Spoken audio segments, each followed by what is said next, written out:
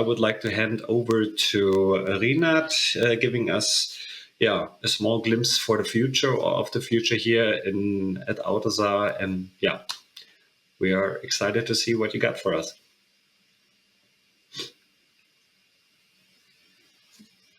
Tony, thanks so much. And now we know why requirements engineering and management is that important. I mean, nobody would be able to answer why we are implementing things.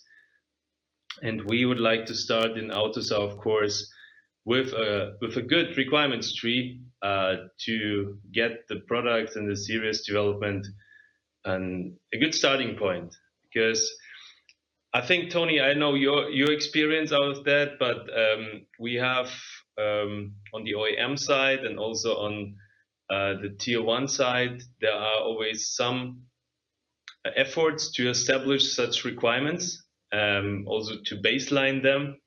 And I think none of the other organizations, like bigger organizations, can give you this holistic tree connecting requirements to software specifications. So let's maybe go to the next slide set. Thank you.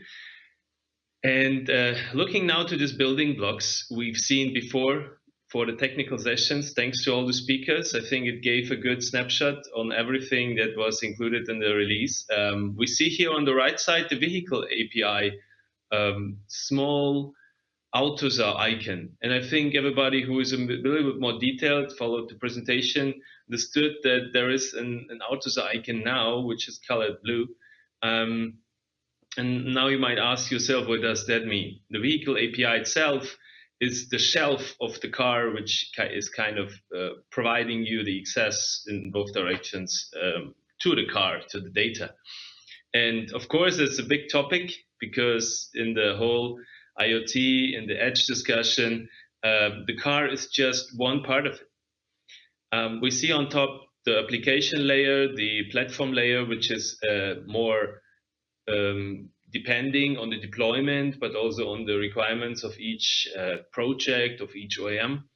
And then there is a bigger gray zone with the DevOps part, like to maintain it, to make it run, to include the update mechanisms to that. That's a big demand, I think, for everyone, and it's usually done inside of projects we see in automotive. But what we see as next step, definitely out of this building blocks, is this vehicle API, which I would like to detail on the next slides. And the gray part, the third-party collaboration, we see an AUC pop coming up in March, and we try to make it face-to-face in Lisbon. And there we also include more organizations than only AUTOSAR. We invite organizations such as ASAM or Kronos, Misra to it to make the whole system approachable and also for certification needs possible to be discussed, right? And this is how we would like to accomplish this whole vehicle OS buzzword discussion, but more thinking in a software-defined vehicle manner, how to provide a proper software framework for the future. And what is needed for a software framework? We need, of course, normative standards, which are describing the problem phase, such as Tony did at the moment with the requirements management, and keeps for the solution a lot of freedom for interpretation, but also some details that can be then chosen by each implementer himself. So we see that IEEE, IEC, ISO, the SIE are providing such requirements to us. AUTOSAR is following them, and especially in 3 areas, they are very important for us for non-differentiating parts, for standardization in these areas. The first thing, and I'd like to bridge again with the requirements management and engineering here, if we can provide this tree and this traceability to this tree inside of AUTOSAR, how can we assure that the products in the series are based on the same requirements? So please have a look beside the SWS. the software specification, which tells you how to develop something, why you are developing things, because this is documented in requirements. In 2-3 years, somebody might pop up and say, "Hey, why did you do this API change?" And you can't argue with an CR, with a Jira ticket. You need to have a kind of baseline that accomplishes a technical view, where this requirement was coming from. And that's why this whole traceability, also within AUTOSAR, like the strategy part with the RS main, RS platforms, and then also lower parts for the components are very crucial for us. This makes the whole certification, homologation much easier for us, for the OEMs, but also for the tier ones and other suppliers as well. So besides that, the lean configuration is key. We know that the RxML has some drawbacks, but also some benefits in sense of machine readable text, or like a format. And also, if the certification instance is coming for you, it's easier to argue for tool qualification, an XML scheme than a JSON scheme at the moment, due to changeability. And I think the safety and security out of design, we need to prove that. We need to be present in this argumentations for the future, that our systems inside of the cars are safe in this manner. And why do we need to have it safe? It's the automated driving reasoning behind it. Because we only trust things that happens to mobile services inside of mobile frameworks we trust on. Yeah. Therefore, I think reliability and availability is very key for that. Then the other things will follow, because they are mainly technology driven. And if we create such systems, there is still a learning phase. Yeah. And this also kind of attaches us to the human being. Although it's a machine, we need to trust it after some time. Level 3, level 4, independent. If you don't trust this machine, you won't bring your next sitting inside it and going from A to B. What is required to that is, of course, a support of certification for safety and security. There are 2 ISO standards that are approaching that. And besides that, also development path, which is within the ECU projects of the OEMs. And to accomplish that with the standard, it's also natural to AUTOSAR. AUTOSAR was created in parallel to the ISO 26262, and now we are having the same connections to the ISO for security. And that's why it will always cover these requirements which you need after 2025. And yeah, I mentioned to you also the vehicle API before. We had a look on that, because opening up a system is also a security matter. The question is, which technologies are really visible there and are kind of key to support? There are some ideas about REST, about MQTT support, about general HTTP support, but the question is, which technology is that driven and maybe next in the SOC development, such as, for example, Android clusters, that can be easily connected. And here we found that the W3C activity, which is going direction VSS, VSC, is very fruitful, had good progress in the last months as well. And it's based now for us inside of AUTOSAR, inside a concept. We try to push that further with an own working group as well.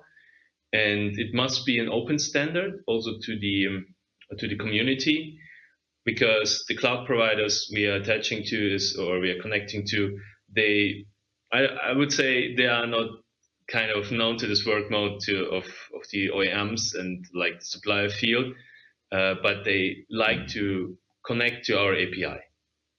So these 2 things we need to handle now within the next month. So that's why it's part of the Glimpse 2022.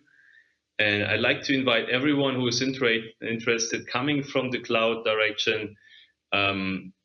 bigger cloud providers, service companies, also connecting already these two worlds in several services to AUTOSAR, to this working group, to collaborate on this new standard we would like to push starting in next year. Therefore, we're preparing also a white paper. You might remember the last AUTOSAR white paper. It was more short, like 3 pages. We also like not to extend it too much, but giving it also some details about our next strategic steps. We're working on that and like to maybe release something in the next months inside of the organization and then also to the public domain. So yeah, we're also very grateful to any feedback because VSS, VSC, this catalog of vehicle specification is already in a kind of version. And for us, the question is, how can we support, first of all, with AUTOSAR systems, such catalog, and maybe how to configure that in a very efficient way for the future. I think on this slide, I can really stay longer than 5 minutes, which I have as a timeline, because it shows us the ideas, the background, the discussions inside of the community. And I wouldn't go too much into detail on any concept. I just try to explain the overview. We kind of distinguish this flower chart by yellow part, classic platform concepts, adaptive, we have on the right side in blue, and concepts that are tackling both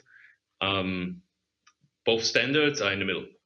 And as an example here, security feature, the MACSAC activity I can highlight for next year. And on the right side, as I mentioned, adaptive vehicle API, connecting this platform with the W3C standard. And we see also topics like electrification, fuel systems for classic platforms, especially on the application level, application software level, as crucial for the next step of the classic platform, because that's our turf, right? So up to ASIL D and hard real-time requirements. I think for the classic that it would be an easy-going thing. Then let's maybe sum it up here. I give it maybe one last overview slide for you. Why is AUTOSAR that important? We established this kind of community already for some years, and it covers the whole system development approach, including requirements engineering management. We try to sharpen that even stronger now inside of the community, as Tony presented. We had today a very good overview by the working group speaker. Thank you again for that, for your efforts here, also inside of the contribution. We have a global trusted network. We see that also in communicating to Japan, to US, to China, to India as well. And we have here a strong, I think, support from people knowing the methodology, being part of trainings in the past. And I know it's not always easy to support AUTOSAR inside of systems. The essential thing is the ecosystem. And every contributor who has an intrinsic idea, who has an intrinsic pain, if a bug remains in the standard, if they found something very crucial, but nobody is handling that, right? So that's why I would like to thank again to the community, to the contributors, to the partners we are relying on. And I also would like to thank and give you a view to next activities, which is in March. We see here a new open conference in March, a new try in next year in Lisbon. Next north, I think, of Lisbon, it's the Nova School of Business Economics with a nice view. And maybe you have the chance also in this times, as Günther mentioned, to travel to Lisbon, which is, I think, from the COVID perspective, a more decoupled place with a warmer climate. And I hope we will see a lot of you there. We definitely have great topics. We received already some abstracts, and we also will invite some third-party organizations. Also, Kronos, we are in contact with them. Would be great if they can make it to fly over the sea to us. So it would be great. And so we're looking forward if you can register there as well. My last comment and statement on that is we are in time. We are always in time shortly before the winter comes, and the sanitization is ongoing. The requirements are shared among a lot of OEMs. It's also depending on legislative requirements. We observe that, and so please bet on the train in future as well, and don't start an on rocket. You never know where this rocket lands and if it lands. So, but if you can bet on the train, you can create a good network and also a technology that can be reused. So I'm looking forward also to include now Günther to the discussion, including your questions. Thank you.